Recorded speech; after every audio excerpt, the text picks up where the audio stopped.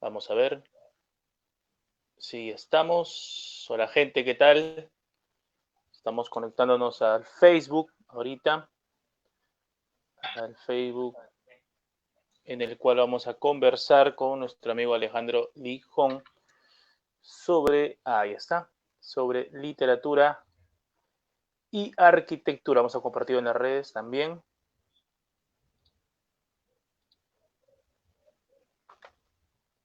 No, compartir.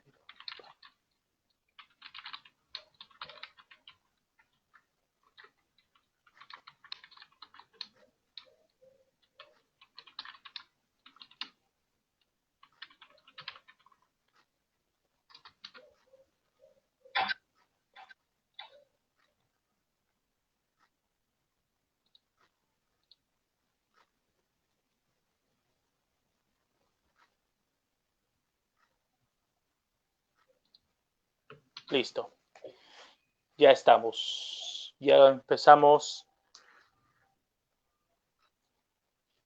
¿Preparado, Alejandro? Listo. Muy bien. Muy buenas tardes con todos los amigos que nos acompañan en esta oportunidad y nos van a ir acompañando en el transcurso de esta transmisión. Mi nombre es Oscar Ramírez y bienvenidos a este casi último programa de esta primera temporada, por así decirlo, de Un jueves en la libertad, un programa que diseñamos, bueno, de manera inopinada frente a esta cuarentena que estábamos viviendo todos y cada uno de nosotros en nuestro país y que buscamos esencialmente difundir el trabajo, conversar con algunos amigos desde casa, ¿no? Algunos amigos escritores, artistas, perdón, tanto en diversas de las ramas que nosotros hemos venido desarrollando, ¿no? Tanto sea la poesía, la narrativa, lo que es, por ejemplo, la fotografía, la literatura infantil. Y en esta oportunidad tenemos la presencia de un buen amigo, amigo de años, a quien hemos tenido el gusto de publicar un par de libros de relatos. Él es Alejandro Lijón y en esta oportunidad nos va a acompañar con un tema recontra interesante sobre lo que es la arquitectura en las artes. Alejandro, buenas tardes, bienvenido. Hola Oscar, buenas tardes. Gracias por la invitación. Vamos a compartir, sí, vamos a compartir en esta oportunidad algunas inquietudes sobre lo que mucha gente considera o tiene ideas de lo que es el arte, ¿no? Nosotros también muchas veces confundimos arquitectura con ingeniería civil. No sé por qué, pero son cosas completamente distintas. Creo que te acabo de insultar, Alejandro. No sé, no sé. Un saludo para todos mis amigos ingenieros civiles también, los que nos ven. Alejandro, tú eres arquitecto de profesión, escritor por vocación. De Alejandro hemos publicado un par de relatos, como les digo, con un par de libros. Este es uno de ellos, El guardarropa de Bea, el segundo libro de relatos que le publicamos y que ha tenido un interesante periplo de viajes por diversas ferias hasta el año pasado, que se nos cerraron todas las puertas ya después por este detalle de la Mm, pandemia en el mes de marzo. Pero aún así estamos. Bueno, Alejandro, tus palabras de bienvenida, preséntate un poco para que nuestros amigos nos conozcan lo que estamos, conozcan tu trabajo, lo que vienes haciendo también. claro que sí, cómo no. Primero que nada, con gusto pues de estar de nuevo acá reunidos porque ha pasado, como tú bien dices, tiempo desde que se pudieron dar pues las últimas ferias presenciales de los de libros y los conversatorios, ¿verdad? Ahora precisamente por esta situación estamos aquí en casa y de preferencia evitando salir para no exponernos al COVID. Uh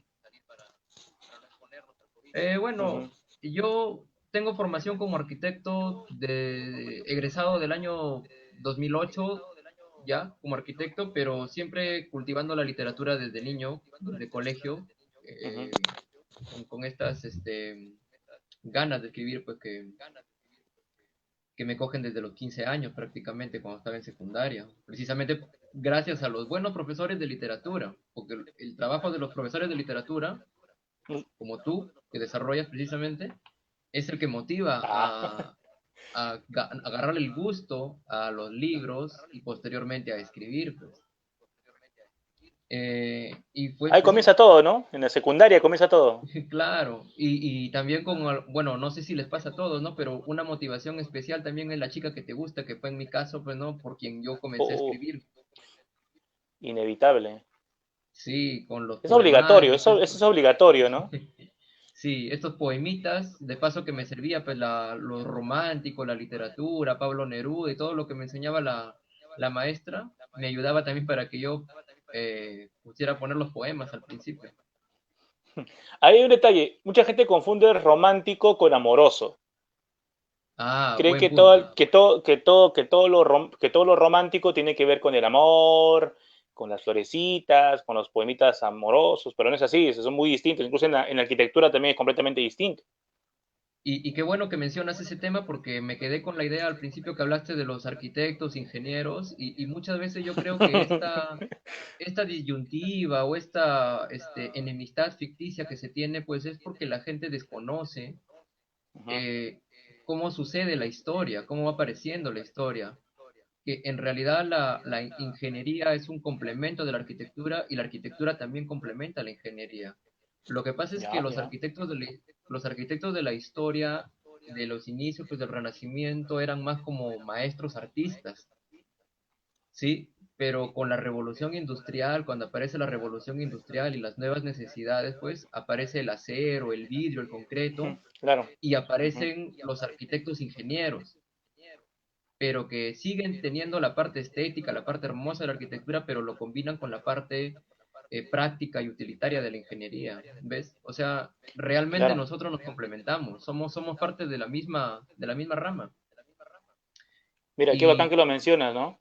claro, y eso te decía por lo que en el romanticismo también, originalmente el romántico, tanto en la literatura como en la arquitectura, en las artes, aparece precisamente una persona que está harta de las monarquías, de los Ujú. totalitarismos y que desea precisamente independizarse y empieza a sentir atracción por la individualidad, por la libertad, Exacto, por lo exacto. propio. Claro, y dentro de eso también viene incluida pues lo propio, el amor, las emociones, la intensidad de las pasiones, ¿no?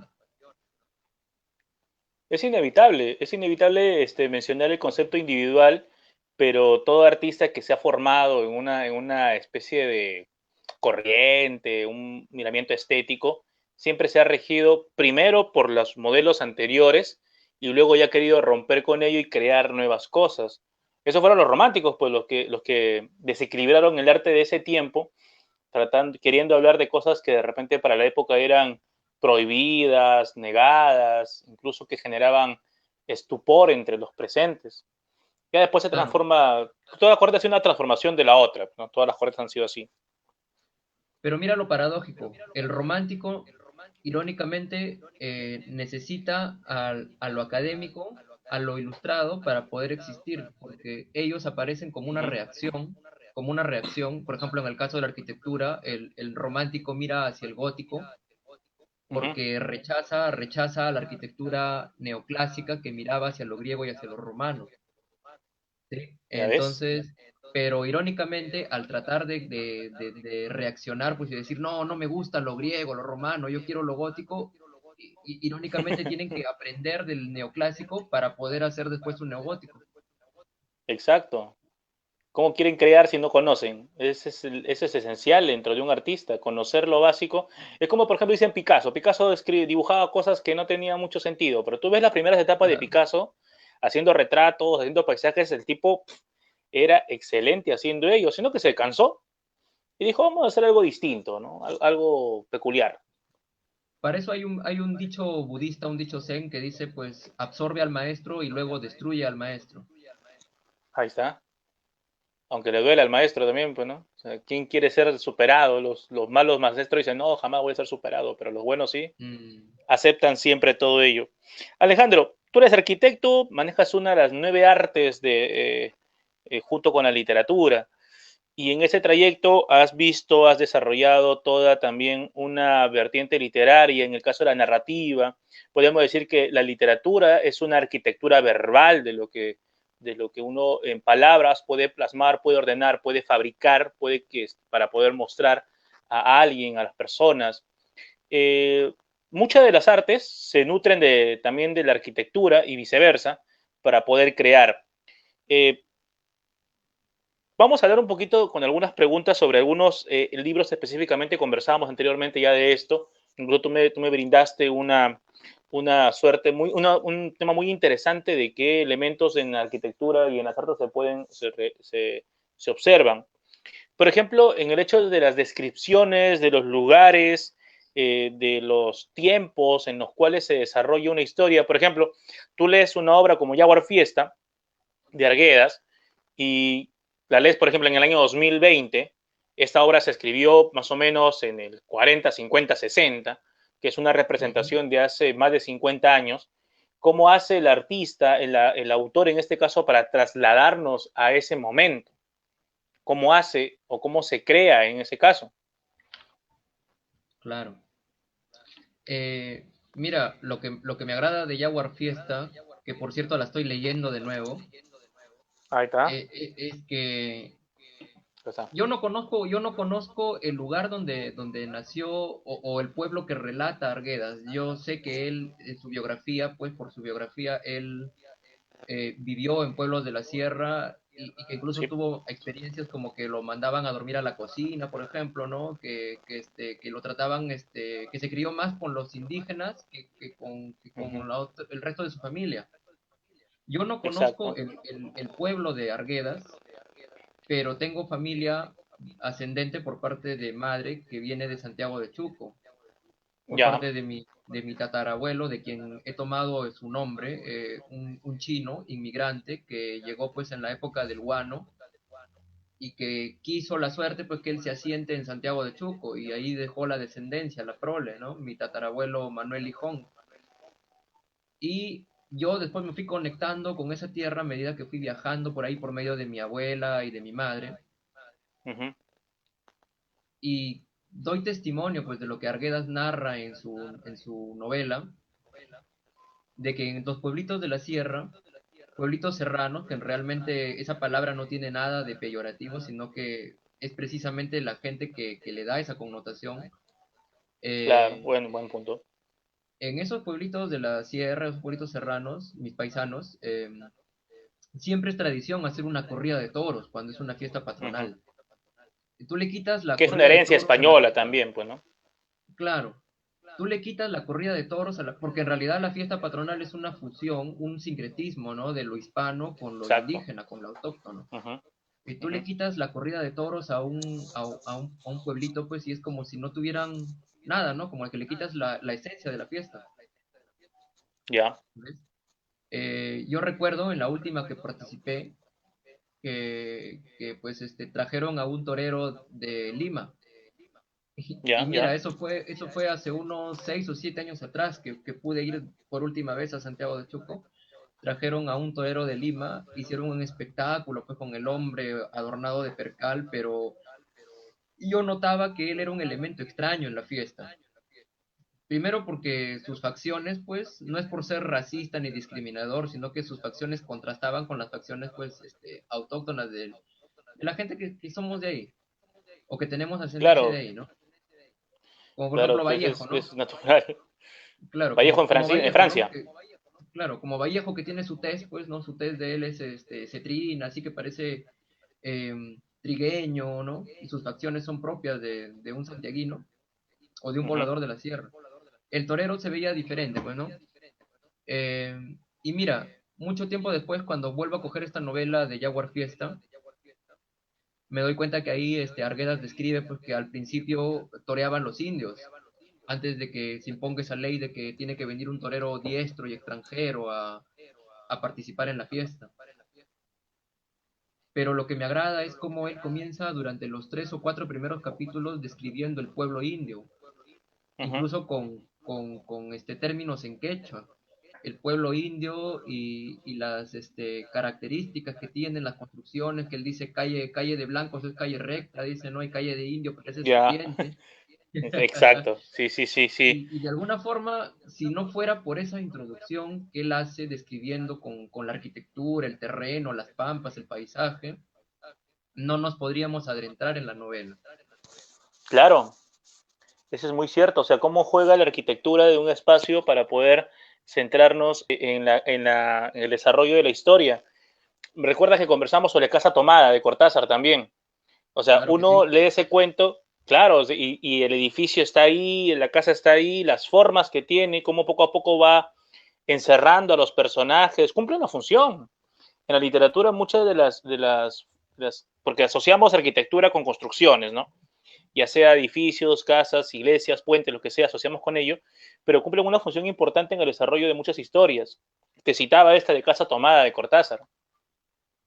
Claro que sí, porque mira, tú decías que la arquitectura está presente en los relatos y yo también he notado que todo edificio también es un relato, o sea, se complementan, Uh ¿no? -huh, Porque claro, el mejor testimonio de un suceso de la historia que está presente ahí, por ejemplo, una huaca que no se ha destruido claro, que, y que está exacto. presente hasta nuestros días. Es una historia contada, por ejemplo, de una civilización como la Moche que existió o la Chimú.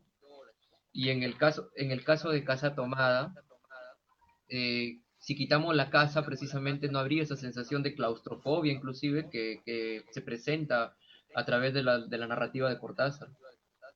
Exacto. Mira, justo hablaba de edificios y se me viene a la cabeza acá Trujillo. Los que somos, bueno, los que radicamos en Trujillo ya muchos años, cuando yo llego en el año 95, no, te mentiría, 93, creo que llegué yo, 91, 92, 93. Yo recuerdo que llego a Trujillo y lo primero que me dicen algunos, en Trujillo hay un edificio, me dicen. Ay, mira qué bacán. Y era el Mm, Cervat, el más grande que tenía Trujillo, que no pasa, creo, de claro, los 13 pisos, ¿no? O sea, creo que tiene sí, 13, 13 15 pisos. pisos. Ya, y la gente acá era como que era su monumento, oye, el edificio más grande que tiene Trujillo. Y yo venía de Lima, una ciudad donde los edificios, pues 13 era normal, o sea, era un edificio pequeño, bien 13 pisos, y los edificios tienen 20, 25, 30 pisos. Ese contraste, pero hasta ahora, por ejemplo, sigue siendo como una suerte de marca en nuestra ciudad. Tú vienes a Trujillo, te dicen, ¿cuál es el edificio más grande? Ah, mira, está el Cervat, a pesar de que hay edificios más grandes ya, pero el Cervat es como un Ujú. monumento y habla de la historia de la ciudad. Tal vez de progreso, no lo sé. Sí, como para contar un poquito la historia de ese edificio, ¿no? Dale. En los años 60 llega la corriente de la arquitectura moderna de concreto y de vidrio, lo mismo que se hacía en Lima en los años 40, en los años 50, llega un poco tarde Uh a -huh, las provincias y pues comienza a hacerse un boom de construcciones de arquitectos que venían motivados por los arquitectos del extranjero, ¿no? ya. Entonces comienzan a hacerse el Coliseo Cerrado, el Coliseo Gran Chimú, Uh -huh, eh, uh -huh. el Jardín San Gerardo, para quienes lo conocen, ¿no? Que está en Santa Inés. Muchos de los edificios que todavía existen en Nicolás de Piero, las casas de San Andrés, y entre eso, ese boom de ideas que llegaban de la arquitectura nueva, fresca, está el edificio Servat, pues. Y Uh mira, -huh. toda esa historia está presente ahí para los que, o sea, el edificio te está hablando, solamente que no te habla con letras, ¿no? Es para quien lo puede conocer o lo puede interpretar. Claro. Y se maneja muy bien como para contar mil y un historias.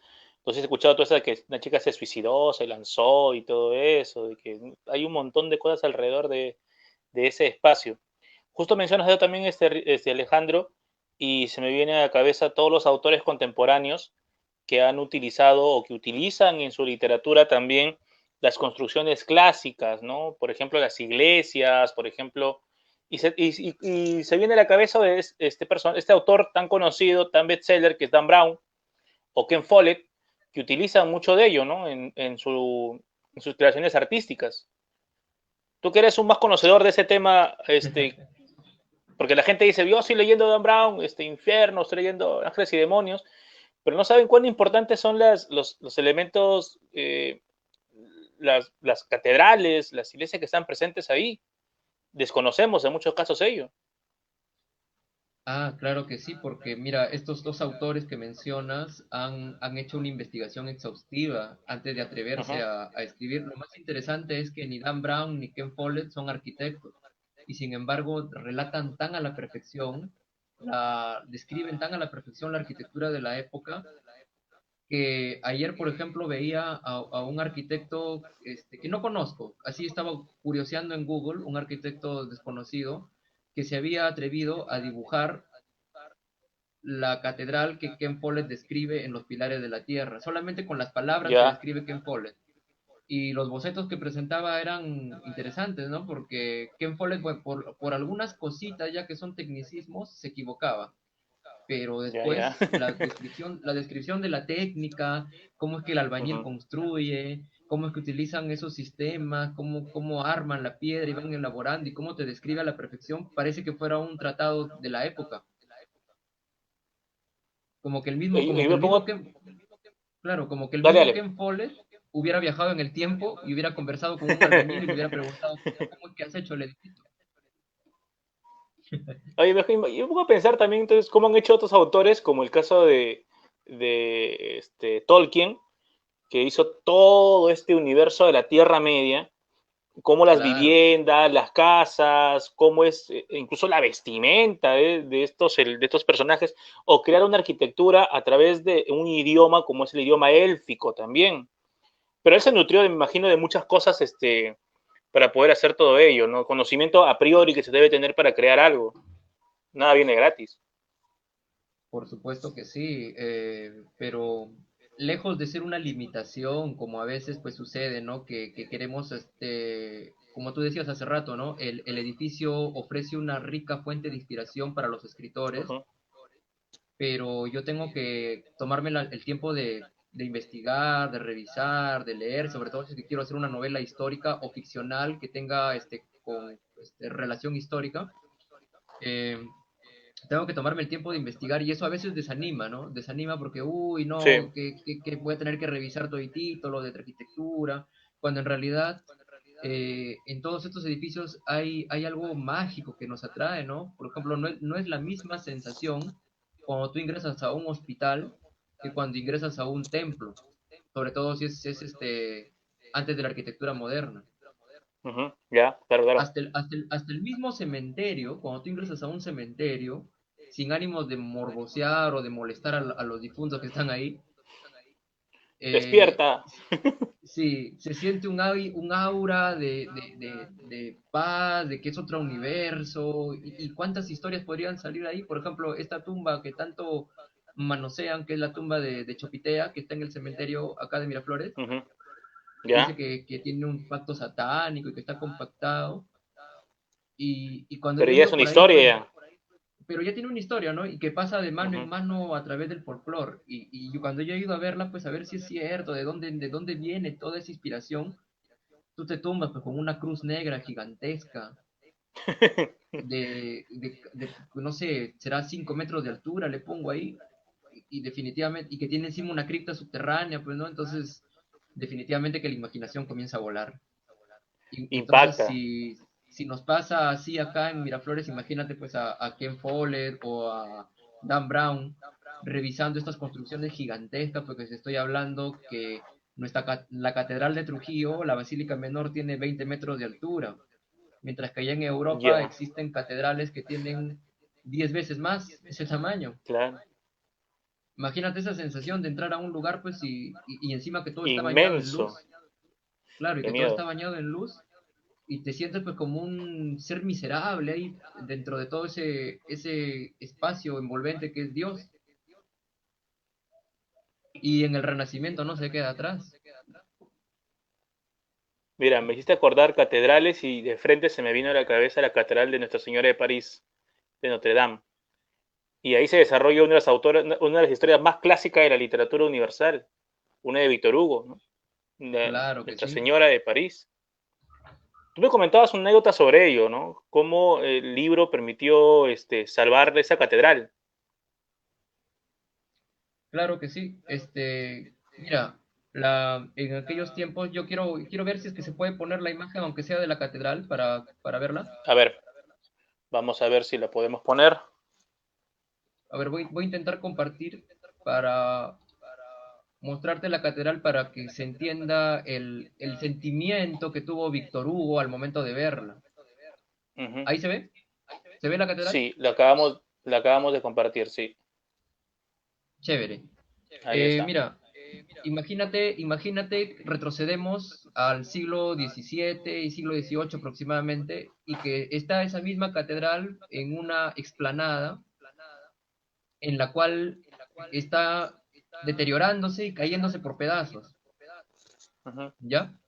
Está cayendo por pedazos y la gente, pues, que acaba en cierta forma, agarrar la nueva moda de lo neoclásico, o sea, de mirar a Grecia y a Roma, en el Partenón griego, perdón, el Panteón romano, es la nueva moda. Ujú. Eso que era gótico de la Edad Media, pues lo miran como que es algo feo, chusco, ordinario. Entonces la gente estaba dejando los abandono, ¿no? Que se deteriore, pues, ¿no? Exacto. Pero en ese entonces aparece por un lado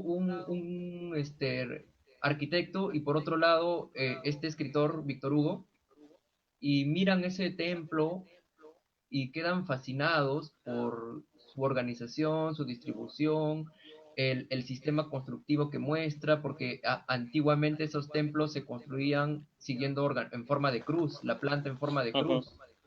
Y ahí se puede ver en la imagen que tiene una Claro, organización en forma de cruz y hay dos torres exacto. y en la parte del centro hay una aguja gigantesca que es la que se quemó precisamente en el último incendio. Entonces, todo eso les llama la atención. Por un lado, Víctor Hugo, sensibilizado, impactado y viendo la indiferencia de la gente, decide escribir ese relato en el cual imagina a este jorobado, pues a este personaje, pero donde realmente el protagonista, el que se lleva todo el premio ahí, sin el cual no se desarrolla la historia, es la catedral, La catedral, claro, en la catedral. Es más, Víctor que Hugo al comienzo cita una frase que estaba en una de las paredes, dice, de la catedral que daba inicio a una de las grandes, una historia que se ocultaba entre estas paredes. claro que sí. Es como me adelanto un poquito en el tiempo, así un paréntesis nada más, como el tema Dale, este del fantasma de la ópera, el fantasma de la ópera, que de Gastón también Luriux. nace, claro, también nace un suceso que pasó realmente en ese teatro, que es el Teatro de la Ópera de Garnier, que existe en Francia, existe Ujú. actualmente. Tiene la araña más grande de todo, la más pesada de todo el mundo, es una araña gigantesca que cuelga de la cubierta.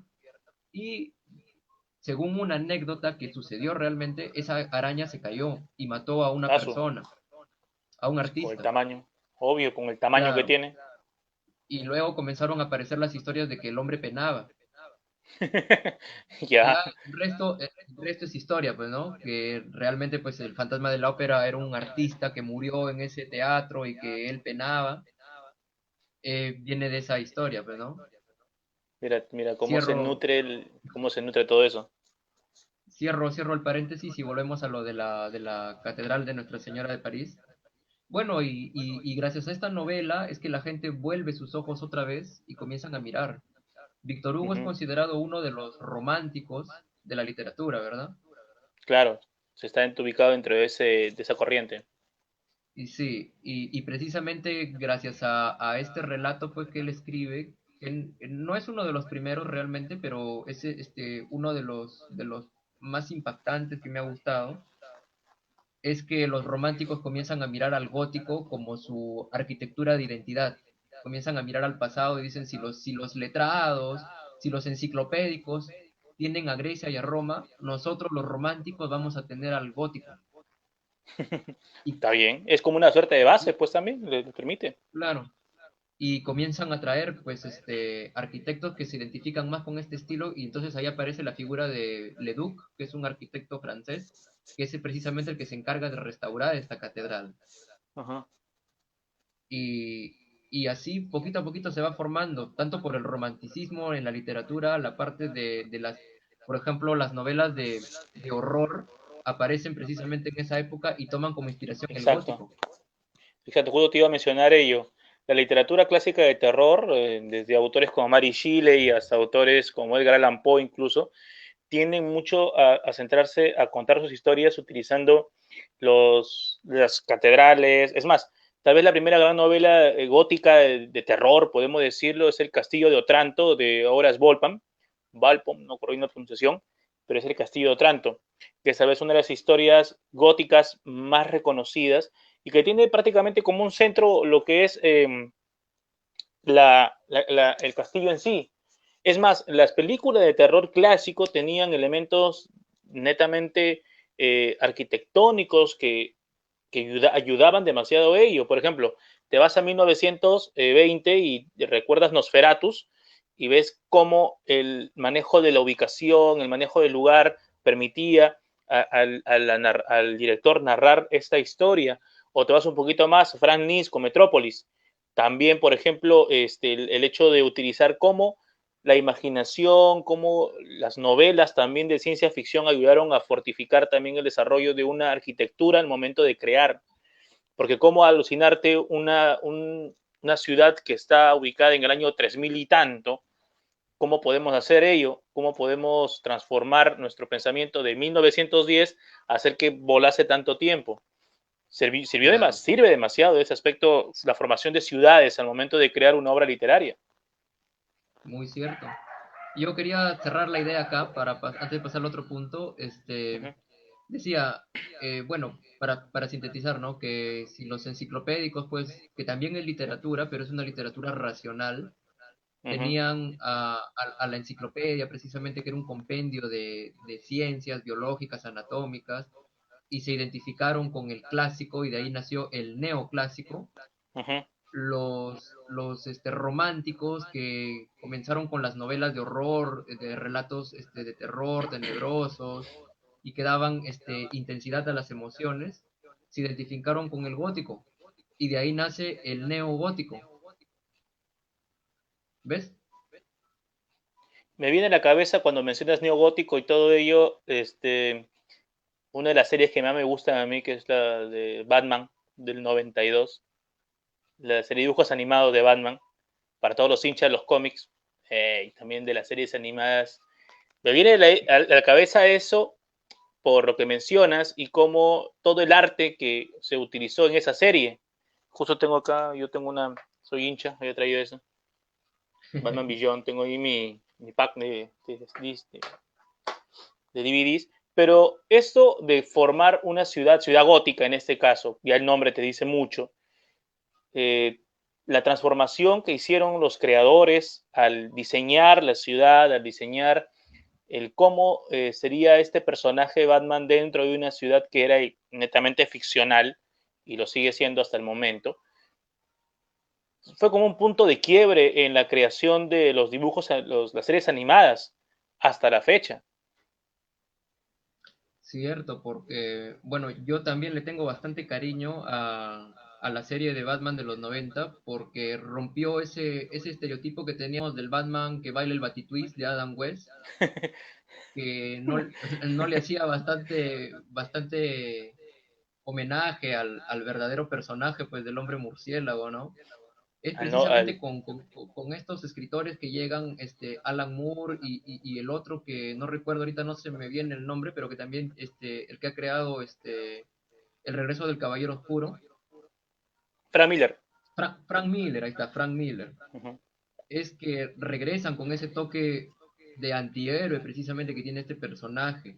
Y cuando lo llevan a la gran pantalla, porque aparte la serie animada viene después de la gran pantalla, la película del 89, es gracias Exacto. a este maestro, pues, Tim Burton, que tiene precisamente esa característica de hacer un aire sombrío, oscuro, como en sus películas del joven Manos de Tijera, de Beetlejuice, ¿no?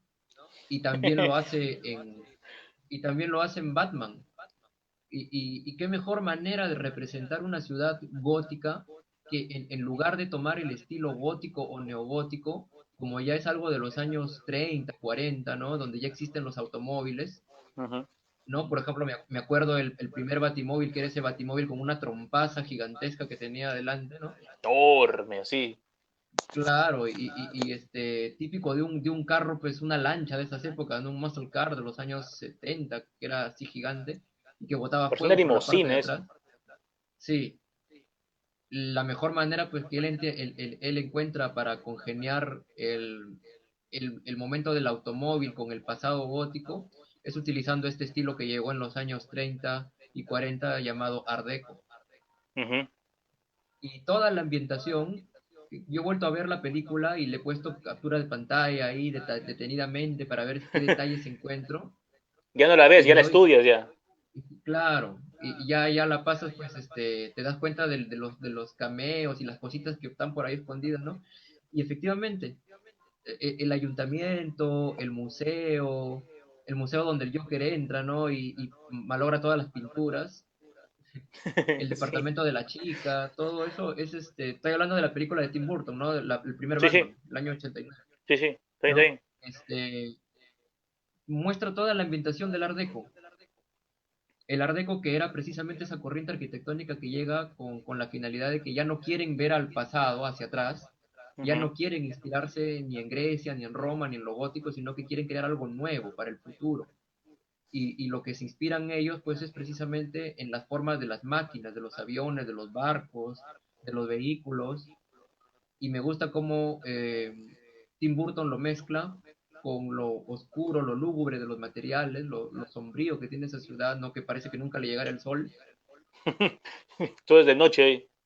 Y esas metáforas, esas formas que hacen referencia a las maquinarias, al futuro, al zigzag, a la geometría. No hay Batman, hasta la misma letra que utiliza después la serie animada es una letra estilo Broadway, así Art Deco.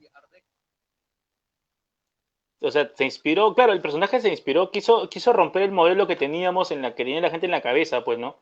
Si tú revisas las películas y la serie de Adam West, claro, era más colorido, un poquito más, eh, vamos a ponerlo de esta manera, más infantil, por así decirlo, a pesar de que en los cómics ya había personajes como Neil Adams en sus dibujos que hacían un Batman recontra oscuro, recontra en su toque azul, azul oscuro. Ya mencionas tú, por ejemplo, que viene Frank Miller y desarrolla todo el regreso del Caballero Oscuro, que hace un trabajo casi minimalista, no, perdón, milimétrico de los cuadros y todo lo demás. Y ya que estamos hablando de cómics, me viene a la cabeza el autor de Alan Moore que mencionabas tú, que él sí es demasiado estricto en su desarrollo de sus historias, él es milimétrico y la arquitectura que maneja en lo visual es genial. Por ejemplo, yo tengo este de acá, el Watchmen, el clásico Watchmen Mm, de Alan Moore, que él, por ejemplo, desarrolló el factor de 9, ¿no? Que las viñetas en cada página fuesen 9, nada más, uno, 2, 3, 4, 5, 6, 7, 8, 9. Pero que si iba a utilizar algunos elementos más, no salieran de la forma, ¿no? Por ejemplo, acá utiliza en dos viñetas uno, o sea, tiende a manejar todo ese factor milimétrico en su trabajo. O sea, nada está, ninguna imagen, ninguna idea está suelta, todo se maneja de esa manera. Y tú revisas, pues, lees el cómic y sí, tiene todo un desarrollo arquitectónico, una arquitectura verbal y visual demasiado buena. Tú también eres hincha, me yo por imagino, tú eso, has leído sí, también ese ahí.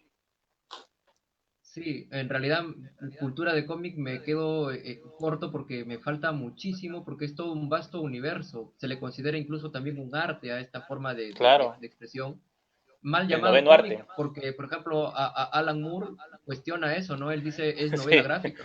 Y se novela considera un gráfica, le dicen. escritor, se considera un escritor precisamente. Y como que el perfil del superhéroe se está cambiando en estos tiempos, como intentaron Claro, ellos hacer precisamente.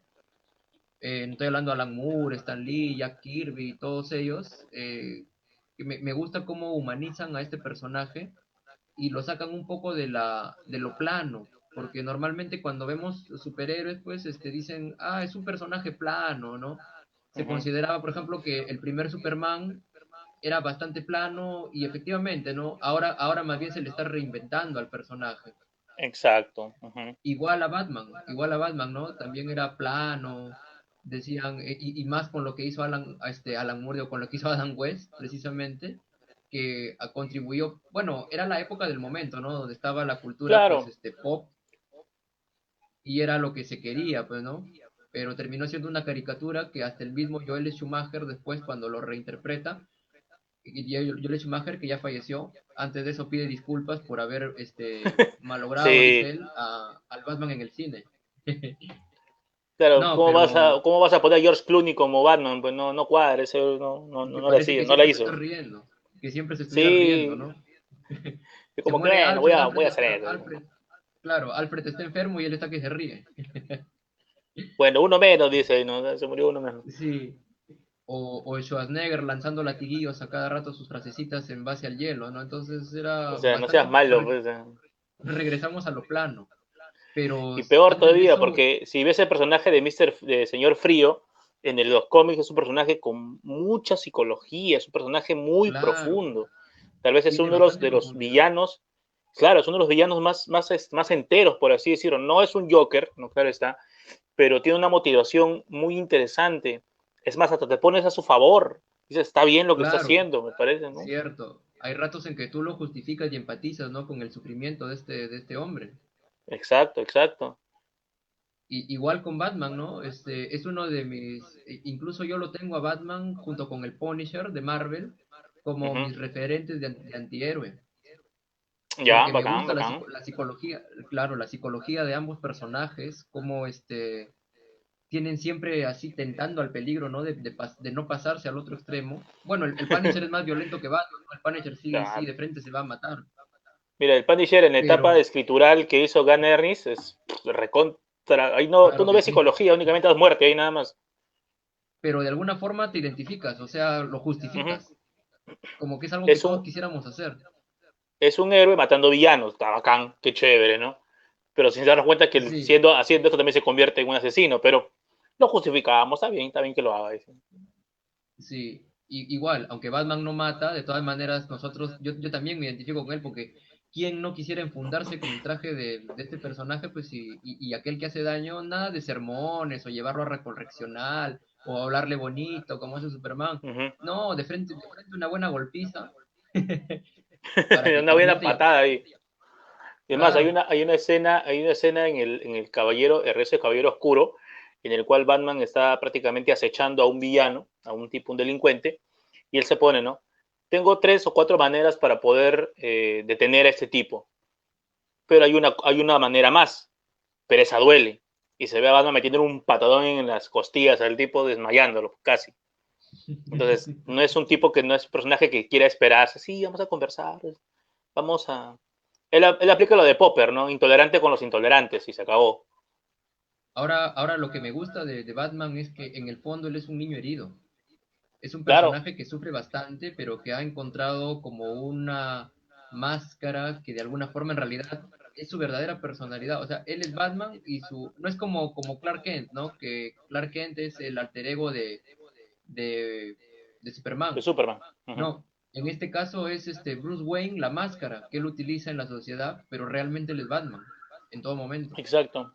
Es más, en las últimas, hace un año, dos años creo, los últimos cómics, Bane, el personaje este de Bane, quiere probar esa teoría, ¿no? Que tú eres Batman porque quieres ser Batman, no porque quieras ayudar. ¿Y qué es lo que hace?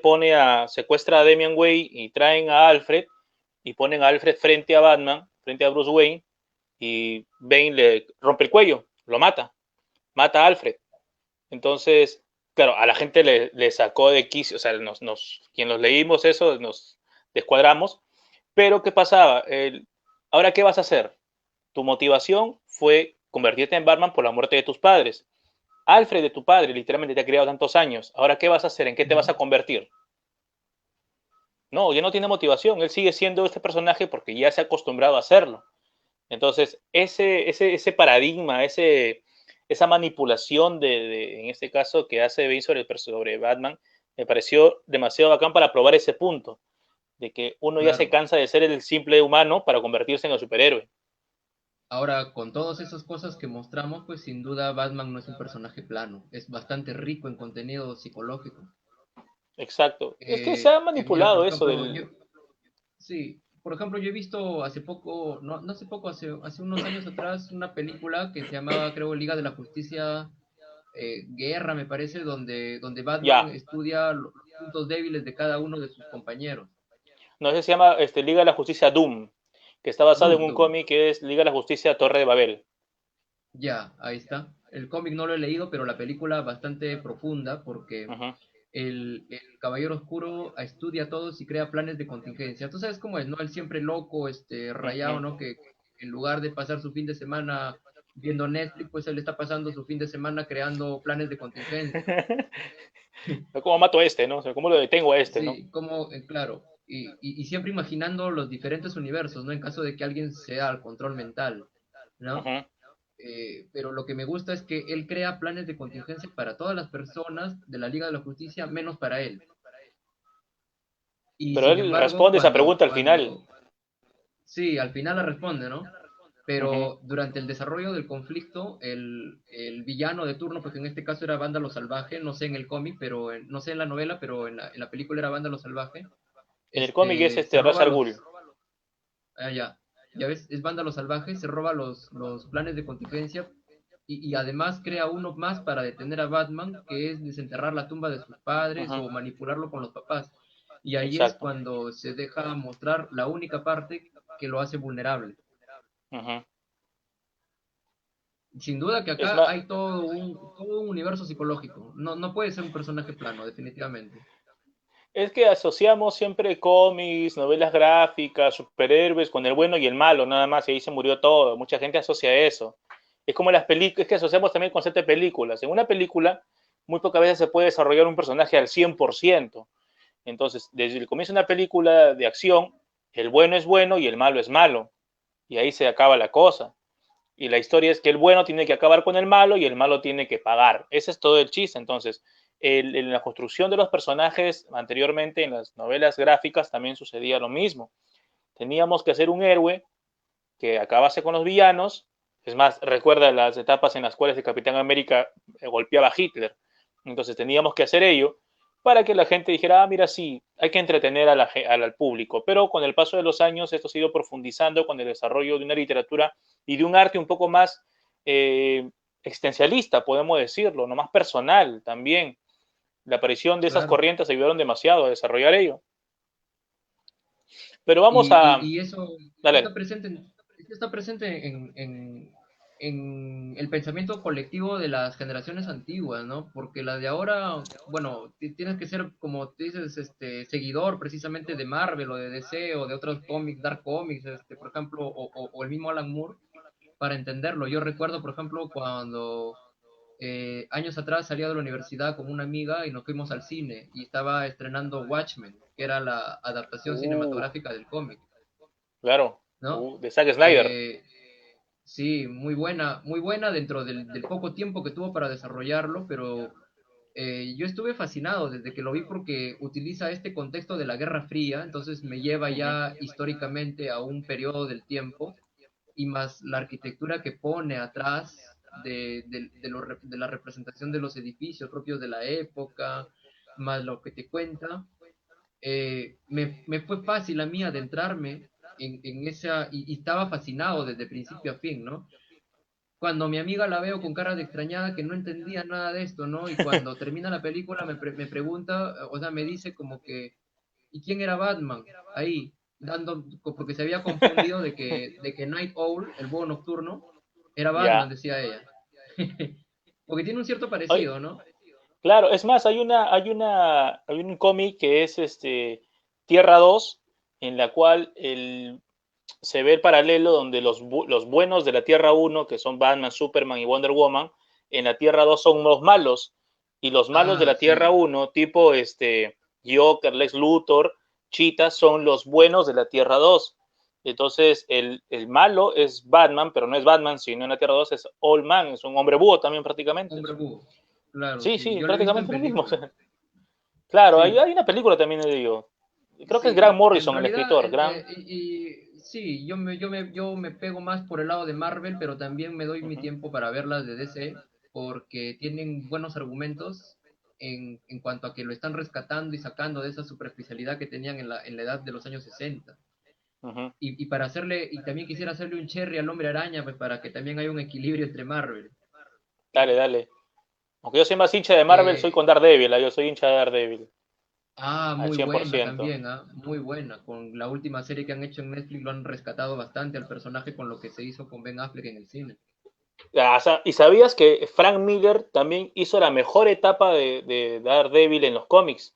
Primero comenzó haciendo los Claro, dibujos y después dijo, un no, Daredevil le más dieron el... oscuro. Exacto, y después le dieron la potestad para no solamente hacer el dibujo, sino también vas a hacer el guión y vas a hacer el dibujo de Daredevil. Y él, no me acuerdo en qué número son, de 700 y tanto, él desarrolla tal vez la que es la mejor, una de las mejores historias de Daredevil, que es Born Again, el renacido, el Ujú. volver a nacer, que es cuando Kingpin Claro, se entera del nombre de Daredevil, o sea, que Daredevil es Matt Murdock y no quiere acabar de Daredevil, sino quiere acabar al ser humano llamado Matt Murdock. Una historia bravaza. claro. Era es una de mis series favoritas, sobre todo la que hicieron en Netflix. A mi Ajá. señora no le gusta. Ella veía conmigo el Daredevil para pasar la tarde, pues no veíamos juntos. Uh-huh. Y por ratos ella no le desesperaba porque Matt Murdock está siempre conflictuado entre el bien y el mal, ¿no? Es un No sabe, pues, si antihéroe, es que sí, también. pero a mí me gusta ese dilema Uh-huh. existencialista que él tiene, me agrada porque es precisamente lo rico de su personaje, ¿no? A ella le desesperaba que el hombre estaba tan conflictuado y cuando en la segunda temporada aparece el Punisher, que es más Uf, directo, ella le agrada más su manera de pensar del castigador, ¿no? ya, bacán. De Frank Castle. Pero es la etapa, la Decía, segunda es más chévere. sí, es más intensa, ¿no? Cuando aparece también Electra. La gran Electra Nakios, también buenísima la historia, buenísima. Sí, y ahí, por ejemplo, hablando de arquitectura, ¿no? Hay un barrio histórico donde se desarrolla todo, pues, ¿no? Que es Hell's Kitchen, que existe Exacto. precisamente en Nueva York. Uh-huh. Hablando de Nueva York también, de Nueva York, ¿no? Hablando de las series animadas que teníamos en la infancia, en los años 90, hay otra muy famosa que es la serie animada del Hombre Araña, ¿no? Claro. Le tenemos que agradecer bastante, yo le agradezco bastante porque también sintetiza lo mejor de los cómics y lo muestra en la pantalla del televisor. Yo pasaba mis tardes mirando esa serie. Esa es la que en uno de los capítulos aparece también Stan Lee, si no me Sí, al equivoco. último, hace su Ah, ya cameo está, en ¿ves? dibujo porque siempre le gustaba salir, ¿no? Claro, claro, claro. Me acordé ya. Porque hubieron varias series del Hombre Sí, Araña, y creo que esa, la que mencionas, es la más emblemática, la más... Aparece Venom, el Duende Verde y toda la gente, los personajes interesantes del cómic. la parte sobre todo no es en la pesadilla neogenética que está inspirada en una parte del cómic precisamente Ujú. de la narrativa, donde aparece Michael Morbius y Spider-Man sufre sus mutaciones, Exacto. que precisamente le llamaron la atención, y estuve viendo después, ¿no? Le llamaron la atención al equipo de producción porque se estaban yendo ya por el lado muy oscuro. Y había cierta censura en esas épocas, ¿no? Pero mira, Más que hay algo ahí ahora. que me llama la... Sí, a mí lo que me llama la atención ahí, te voy a compartir la pantalla de nuevo. Hay algo que me llama la atención Dale, ahí, dale. a ver, comparto de nuevo la pantalla. Ujú. ¿Se ve? Estoy que le agrego, ya está. Ahí está, ¿no? Ese Ah, claro, edificio claro. lo dibujaban en esa serie y cuando yo empecé a estudiar arquitectura lo volví a ver y ahora que enseño a mis estudiantes en Historia y Teoría de la Arquitectura les menciono este edificio porque es un referente de Nueva York y en la serie lo mostraban. Sí. Si Ujú. recuerdas, ahí Ahí era Kingpin, la guarida de claro. Kingpin. Ujú, claro. Y en la parte central del edificio, que en realidad no se puede mover, ¿no? Es un edificio sólido, pero ya en la ficción hacían como que se abrían las ventanas y de ahí salían las naves de Kingpin, cuando querían Ujú. salir por la ciudad. El Duende Verde en un capítulo se mete por ahí. Y mira, ese mismo edificio, ahí se ve una gárgola en la parte inferior derecha. Ese mismo Claro. edificio lo utilizan en la película del Aprendiz de Brujo, donde actúa Nicolas Cage. Ah, ya, con un, no acuerdo el nombre del otro actor. Pero sí, Nicolas Cage hace su papel ahí. Creo que Rafael Molina hace del malo ahí. Sí, sí, Ah, Baltasar ya está. y el otro, Gorba creo que es, ¿no? Que está Claro inspirado que sí, también creo que en sí. una historia de Disney, del Ujú. ratón de Disney. Pero lo utilizan este edificio y precisamente me gusta porque hay una escena donde ponen a la gárgola como que haces el hechizo, el conjuro, ¿no? Y la gárgola que está ahí de metal, que es de la Ujú. época del Art Deco también, una gárgola de metal cobra vida y se convierte en un águila voladora. Entonces, mira toda la fantasía que despierta este edificio, que ha despertado este edificio para los relatos que se han creado posteriormente. Y no solamente, mira, cuando hablamos de edificios, mira, hemos hablado de factores europeos, norteamericanos, estadounidenses, pero por ejemplo, el Perú también en su literatura ha tenido muchos elementos que han sido rescatables dentro de la literatura. Yo recuerdo muchísimo los cuentos de Ribeiro y voy a una anécdota. En una oportunidad con un amigo, Gonzalo, de Rosario, estábamos en un edificio y nos pusimos a través de la ventana a ver los techos de las casas.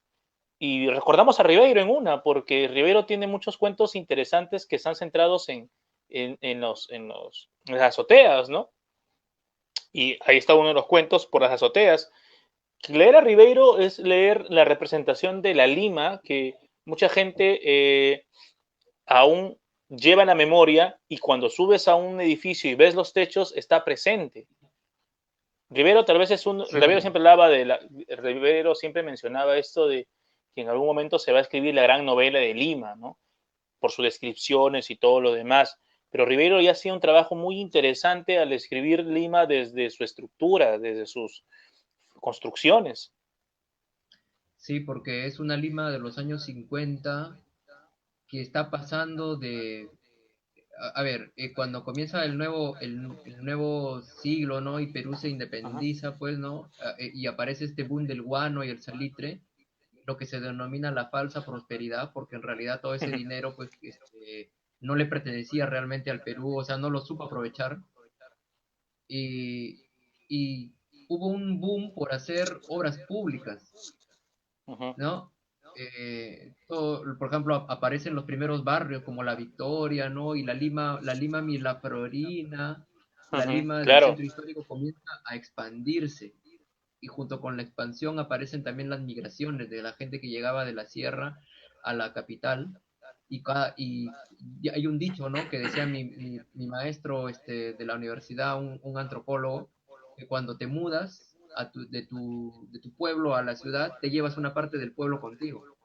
Siempre. Y entonces, pues, muchas de estas costumbres que venían de la gente de afuera, de la provincia, se reflejaban en la ciudad, se empezaron a materializar en la ciudad, ¿no? Por ejemplo, esta costumbre que tenemos nosotros como sociedad peruana, ¿no? También mea culpa de guardar todo porque en algún momento se nos va a servir para algo, ¿no? Cachivacheros. Y nos hacemos cachivacheros, pues, ¿no? Y yo recuerdo, pues, que en la casa de mi abuela, en la casa de mi padre, donde vivía antes, pues, teníamos la costumbre de, en las azoteas, guardar un montón de cosas, todo lo guardamos, el Ujú. refrigerador viejo, el ventilador, la cama que quedó, el mueble viejo, toditito, cajas, habían ahí, ¿no? Que tenían libros que a veces se mojaban, se perdían, ¿no? Y Ribeiro en este cuento, pues me gusta porque yo me identifico como él te mete en la historia de una azotea cargada de cachivaches, Ujú. pero que para el niño que está contando la historia, pues son sus tesoros, su reino. Y a mí Yo era también el me señor de pasaba, a mí azoteas. también me pasaba. Claro, a mí también me pasaba de niño porque yo a veces ni siquiera sabía que eran las cajas de mis abuelos, de mis tíos que estaban ahí, ¿no? Yo me metía a buscar y encontraba cosas de pintura, una vez encontré unos esténciles, unas paletas, a veces Maña. también encontraba revistas que eran demasiado limitadas para mi edad, prohibidas para mi edad, pero también las tenían ahí escondidas, ¿no? ¿Y por qué no las votaban? O sea, votaban otras cosas menos eso.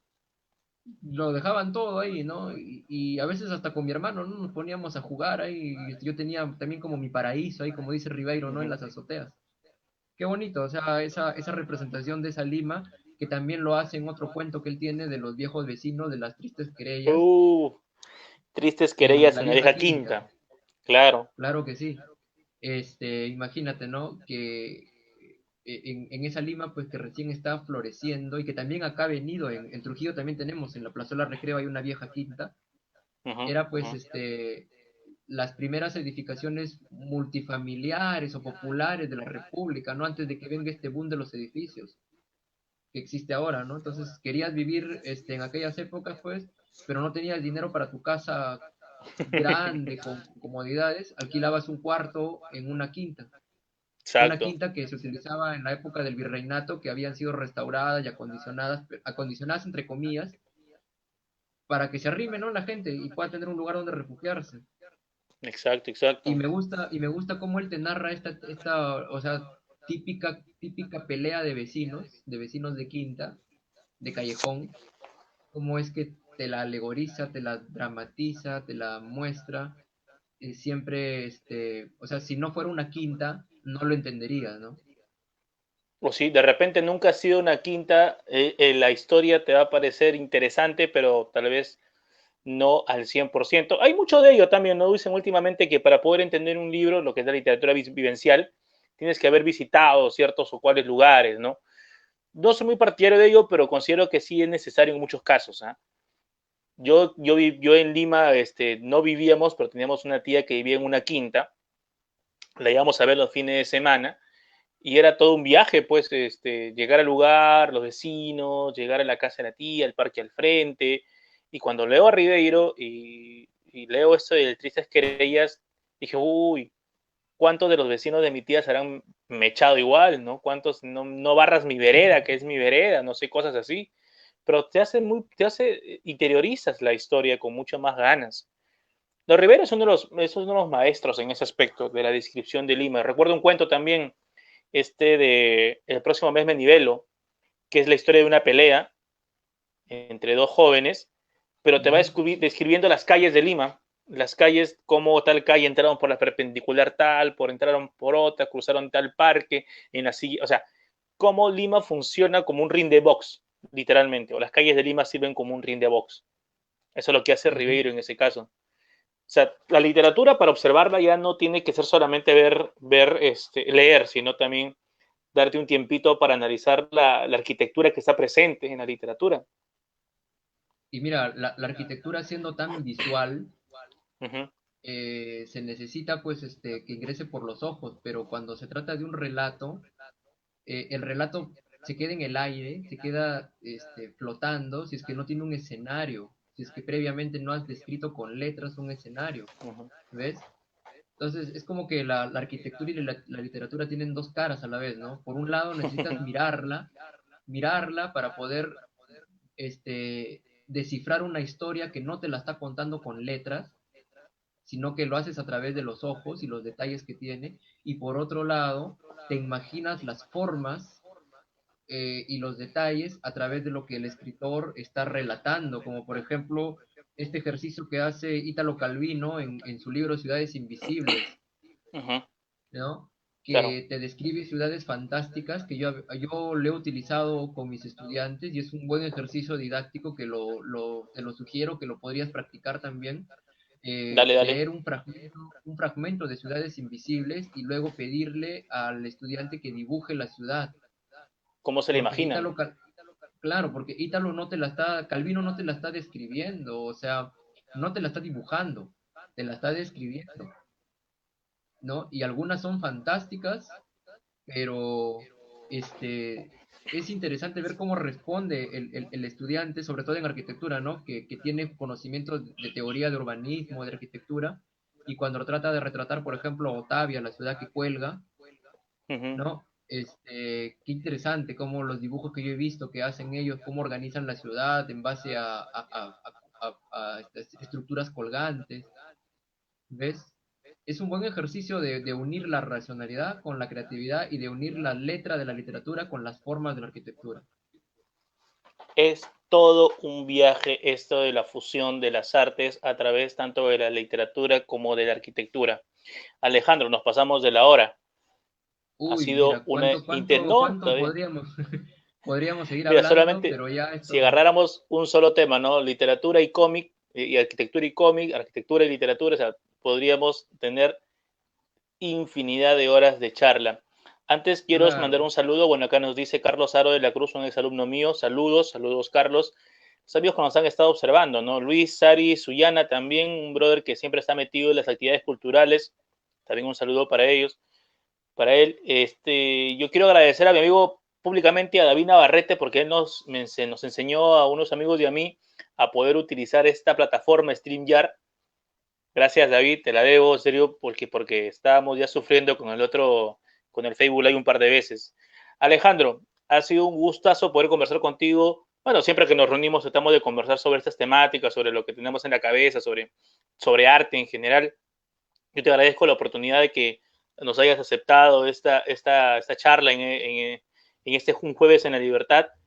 Agradecido infinitamente y tus palabras finales para esta velada. Bueno, primero que nada, también agradecido por esta oportunidad y este reencuentro, pues porque siempre es rico que entre nosotros intercambiemos conocimientos, porque al final de todo, en vez de estar en competencia, somos artistas, ¿no? Y estamos en complementación, los arquitectos con los escritores, los pintores, y de paso así nos enriquecemos más en nuestro bagaje. ¿Ves? Exacto.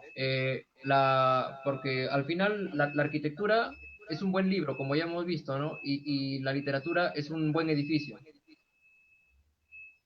Bueno, espero que estas cositas que se han tratado muy brevemente sean una motivación quizá para alguna de las personas que nos han estado mirando para que puedan googlear, mirar y fascinarse de las cositas que se pueden encontrar en un libro y en una imagen de un edificio. ¿Ves? Ya solamente quiero acabar también mandando unos saludos a mis estudiantes de la Facultad de Arquitectura que me están mirando, de la Facultad de Arquitectura de la UNT. También si es Profe, que no hay me alguno de mis jale. estudiantes, sí, sí, no, todavía no comenzamos las clases. Vamos a comenzar la otra semana, ¿no? A mis estudiantes de Sencico, la familia que me está mirando también.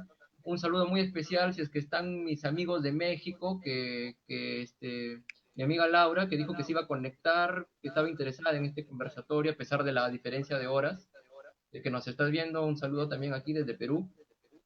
Y nada más, pues que espero que se siga difundiendo estos eventos que estás desarrollando porque nos hacen bien a todos.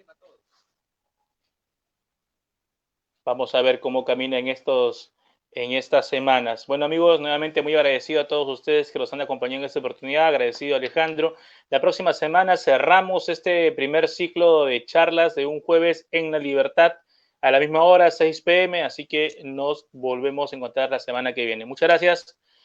Chau a Gracias. toda la gente. Nos vemos. Gracias, Alejandro. Chévere.